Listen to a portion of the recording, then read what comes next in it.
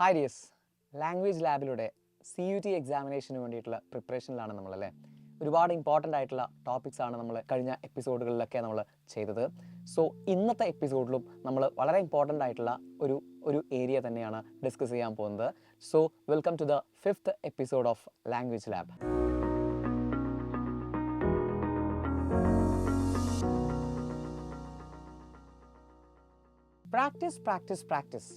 Practice makes perfection. നമുക്ക് കുറച്ച് idioms practice ചെയ്താലോ? യെസ്, ക്വസ്റ്റ്യൻ നമ്പർ 1 വരാം. First question, look before you dash. 4 options ഉണ്ട്. Look before you dash, look before you leap ആണ് correct idiom. Okay, look before you leap എന്ന് പറഞ്ഞിട്ടുണ്ടെങ്കിൽ നമ്മളൊരു decision എടുക്കുന്നതിന് മുമ്പേ കുറച്ച് ചിന്തിച്ചിട്ട് വേണം നമ്മൾ ഡിസിഷൻ എടുക്കാൻ വേണ്ടിയിട്ട്. ഓക്കെ, സെക്കൻഡ് ക്വസ്റ്റ്യനിലേക്ക് വരാം. Strike while the iron is dash. 4 options ഉണ്ട്. Strike while the iron is hot ആണ്. ഓക്കെ, മീനിങ് എന്താണെന്ന് വെച്ചാൽ കറക്റ്റ് ഓപ്പർച്യൂണിറ്റി വരുന്ന സമയത്താണ് നമ്മളത് മുതലെടുക്കേണ്ടത്. ഓക്കെ, അപ്പോൾ ഒരു ഓപ്പർച്യൂണിറ്റി നമ്മുടെ ലൈഫിലേക്ക് വരുമ്പോൾ ആ ഓപ്പർച്യൂണിറ്റി കൃത്യമായി നമ്മൾ എന്ത് ചെയ്യണം? ഉപയോഗപ്പെടുത്തണം, യൂട്ടിലൈസ് ചെയ്യണം. തേർഡ് ക്വസ്റ്റ്യൻ നോക്കിയാലോ. Early bird catches the dash. Options കണ്ടു കഴിഞ്ഞാൽ നമുക്ക് ഒരു കൺഫ്യൂഷൻ ഒക്കെ ഉണ്ടാകുന്ന ഒരു ക്വസ്റ്റ്യൻ ആണ്. ഏർലി ബേർഡ് ക്യാച്ചസ് ദ വേം എന്നാണ് കറക്റ്റ് ഇഡിയം. ഓക്കെ, എന്ന് വെച്ചാൽ ആദ്യമേ തുടങ്ങുന്ന early starter reaches the best opportunities. Okay, ഏറ്റവും നല്ല ഓപ്പർച്യൂണിറ്റീസിലേക്ക് എത്തുന്നത് ഏർലി സ്റ്റാർട്ടർ ആയിരിക്കും എന്നാണ് അതിൻ്റെ മീനിങ്.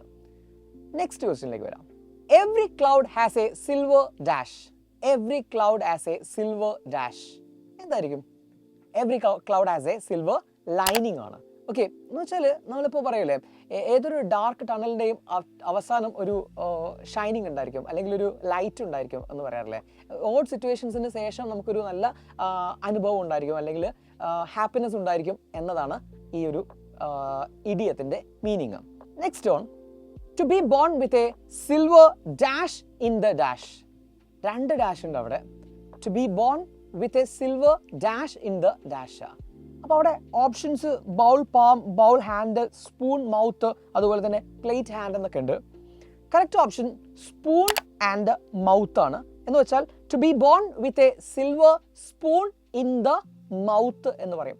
വായിൽ വെള്ളിക്കരണ്ടിയുമായിട്ട് ജനിക്കുക എന്നൊക്കെ നമ്മൾ മലയാളത്തിൽ പറയുന്ന അതേ ഇഡിയം തന്നെയാണ് ഇവിടെ ഉദ്ദേശിക്കുന്നത്. ഓക്കെ, ബോൺ വിത്ത് റിച്ച്നെസ്, സമ്പത്ത് കൊണ്ട് ജനിക്കുക, അല്ലെങ്കിൽ സമ്പത്തോട് കൂടിയിട്ട് ജനിക്കുന്നതിനാണ് അങ്ങനെ പറയാം.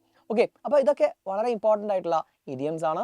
ഇനി നിങ്ങൾക്ക് ഒന്ന് ഒറ്റയ്ക്ക് ചെയ്തു നോക്കാൻ വേണ്ടിയിട്ട് ഒരു ഇഡിയം തരാം. To grease someone's dash. To grease someone's dash. Okay, options ആ വീൽസ്, എൻജിൻ, മോട്ടോ, പാംസ്. താഴെ ഉത്തരങ്ങൾ കമൻറ്റ് ചെയ്യുക. ഇതുപോലെയുള്ള കൂടുതൽ ഇഡിയംസ് നന്നായിട്ട് പ്രാക്ടീസ് ചെയ്യുക.